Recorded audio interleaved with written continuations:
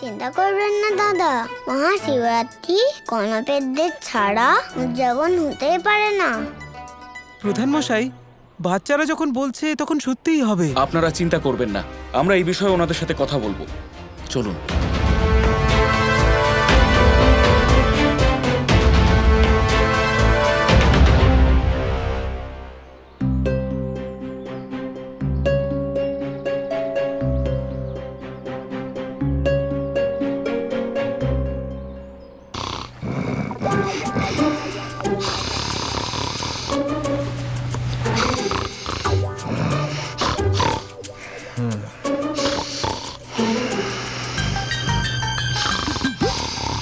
ওনারা এখানে এরকম ভাবে ঘুমোচ্ছেন কেন? আমরা তো ওনাদের বিশ্রামের ব্যবস্থা করে দিয়েছিলাম, তাহলে ওনারা মাটিতে শুয়ে আছেন কেন? আর দেখো না, রোদ উঠে গেছে তাও ওনারা এইভাবে বেঘরে ঘুমোচ্ছেন। ওনাদের দেখেই বোঝা যাচ্ছে যে ওনারা কেউই সুস্থ নন। কালকে এমন ভাবে ভোজন করছিল যেন রাক্ষসেরা ভোজন করছে। ওনারা সারা রাত জেগে যদি নৃত্য করেন তাহলে দিনের বেলা তো ঘুমোবেই, তাই না? আমি বলছি তো, এনারা সাধারণ লোক নয়। একবার দেখুন ওনাদের।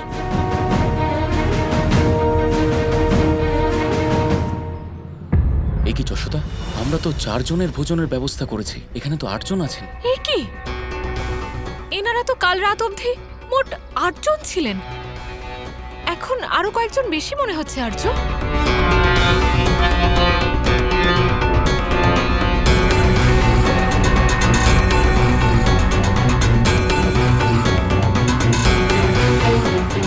হ্যাঁ যশোদা, নন্দমশাই এখানে অনেকে আছে। আমার মনে হয় মধ্যরাত্রে ওনাদের বন্ধুরাও এখানে চলে এসেছেন। চিন্তা করার দরকার নেই। কিন্তু এক রাতের মধ্যে মন্দির তৈরি করা, এটা তো চিন্তার বিষয়, তাই না? সাধারণ মানুষের পক্ষে এটা করা কি করে সম্ভব? দেখুন, কোনো সিদ্ধান্তে পৌঁছানোর আগে ওনাদের কাছে জিজ্ঞাসা করা উচিত। হ্যাঁ হ্যাঁ, ওদের ঘুম থেকে তোলা হোক।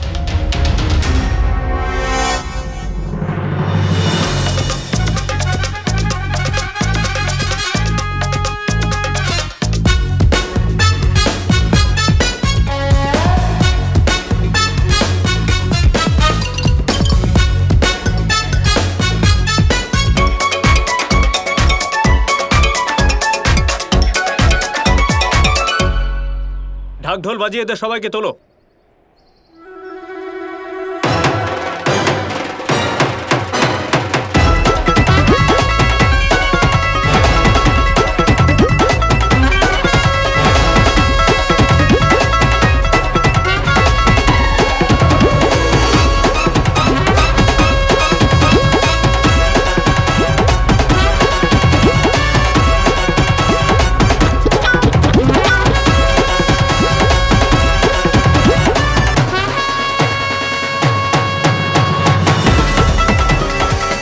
ওরা তো কুম্ভকর্ণের মতো ঘুমোচ্ছে, ওদেরকে তুলবো কি করে? আমি জানি যে ওনাদের কিভাবে ঘুম থেকে তুলতে হবে। গোপাল, গোপাল, ওনাদের কাছে যেও না, শোনা।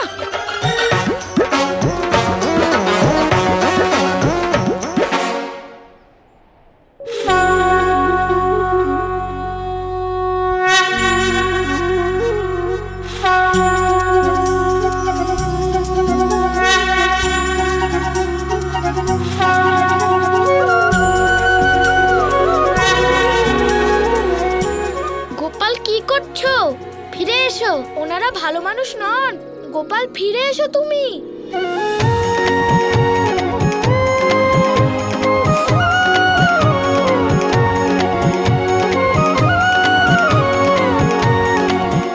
তোমরা কেন এত ভয় পাও? গোপালের থেকে কিছু তো শেখো। দেখো কি সুন্দর ও সবাইকে ভালোবেসে জাগিয়ে তুলছে। যারা আমাদের বৃন্দাবনের জন্য এত সুন্দর একটা মহাদেবের মন্দির তৈরি করলো, তাদেরকেই আমরা ভালো মন্দ বলছি। দাদা, তুমি তো জানোই যে আমরা এরকম কেন বলছি। কাল রাতে তুমিও তো সব দেখেছিলে।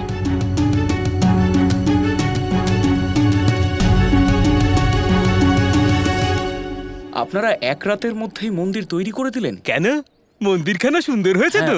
মন্দির তো খুবই সুন্দর হয়েছে আর বড় হয়েছে। আমি তো এত সুন্দর মন্দির আগে কখনো দেখিনি, কিন্তু মনে একটা প্রশ্ন আছে। কি প্রশ্ন? আপনারা মন্দিরের নির্মাণ এক রাতেই কিভাবে করলেন? আমরা সবাই মহাদেবের পরম ভক্ত, আর ভক্তির মধ্যে শক্তি এতটাই থাকে যে যে কোনো অসম্ভব কাজকেও সম্ভব করে দেয়। ভক্তির শক্তি দিয়ে সবকিছু সম্ভব হয় দাদা। ওনাদের বলে দিন যে এই শিবরাত্রির আগেই সম্পূর্ণ মন্দির তৈরি করতে পারবো। আমাদের বন্ধুরা আর মহাদেবের প্রতি ভক্তির শক্তির কারণেই আমরা এই মন্দির তৈরি করতে পেরেছি, আর মহাদেবের আশীর্বাদ থাকলে সব কিছুই হতে পারে। কি বন্ধুরা, তাই তো? হর হর মহাদেব! হর হর মহাদেব! হর হর মহাদেব!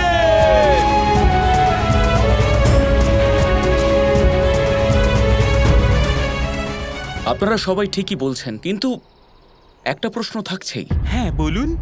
বাচ্চারা বলছিল যে ওরা কাল রাত্রে আপনাদের নৃত্য করতে দেখেছে, আর সেটাও মধ্যরাত্রে। এটা কি সত্যি?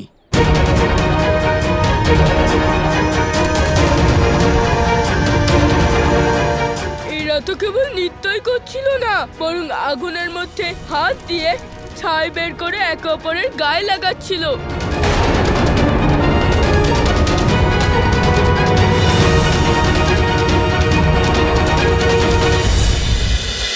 গোপাল,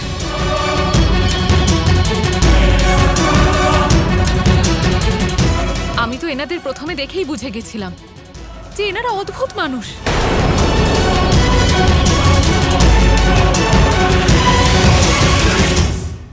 এই বাচ্চারা যা বলছে সেটা তো একেবারেই সত্যি কথা, কিন্তু আমরা এখন এই গ্রামবাসীদের কি উত্তর দেব?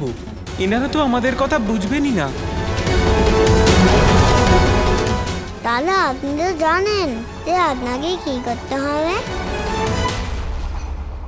আপনারা তো ভয় পাবেন না, আপনারা সত্যি বলে দিন।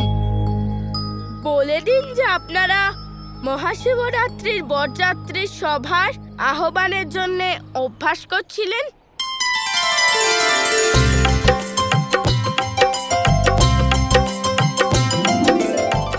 আপনারা সবাই তো আমাকে বলছিলেন যে আপনারা এটা প্রত্যেক বছরই করেন। হ্যাঁ, আমরা প্রতি বছর করি। এইরকম বলুন। হ্যাঁ হ্যাঁ, আমরা প্রত্যেক বছর করি। মহাদেবের আবাহন করার অভ্যেস করছিলাম।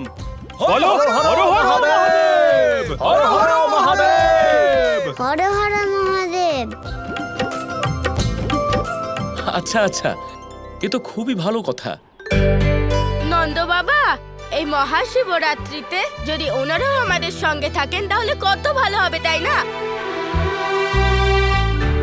ওনাদেরকে বলুন না যাতে মহাশিবরাত্রি পর্যন্ত ওনারা থেকে যায়। হ্যাঁ বলরাম, তুমি ঠিক বলেছ। ওনারা সবাই মিলে এত পরিশ্রম করে মন্দির তৈরি করলেন, তাই শিবরাত্রি পালন না করে আমরা ওনাদের কিভাবে যেতে দিতে পারি? তবে তাই হোক, যে এই বছর বৃন্দাবনের আয়োজন করা মহাশিবরাত্রির মহা উৎসবে আপনারা সবাই মহাদেবের গণপ্রেত স্বরূপ অবশ্যই উপস্থিত থাকবেন।